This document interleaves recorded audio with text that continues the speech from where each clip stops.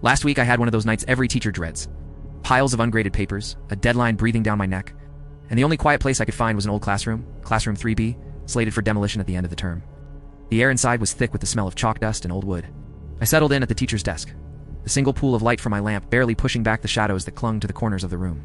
The student desks were arranged in neat silent rows, covered in a fine layer of dust, their surfaces scarred with decades of bored doodles and carved initials.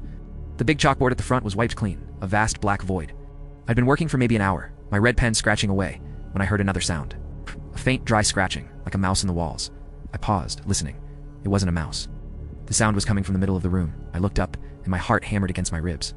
On an empty desk in the third row, a forgotten little pencil stub was moving. All by itself, with scratching letters into the dusty surface of the wood. I couldn't move, couldn't breathe.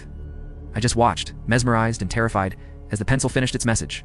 Slowly, I got up and walked towards it, my footsteps echoing in the silence. The letters were shaky, but clear. They spelled out 2 words: don't leave. My blood ran cold. As I stood there, staring at the words, another sound started. A soft tap, tap, tap, coming from the desk next to it. Then another joined in, and another, until every single desk in that room was tapping. It wasn't random, it was a rhythm. A slow, steady, deliberate beat, like a single massive heart pounding in the darkness. The warmth from my lamp seemed to vanish, and the air grew icy, my breath turning to fog in front of me. I glanced towards the front of the room, at the big blank chalkboard. A faint ghostly mist was spreading across its surface, and within the fog, new words were beginning to form, written by an invisible hand. We're still here. That was it. I didn't wait for another message. I grabbed my bag and ran. I didn't look back.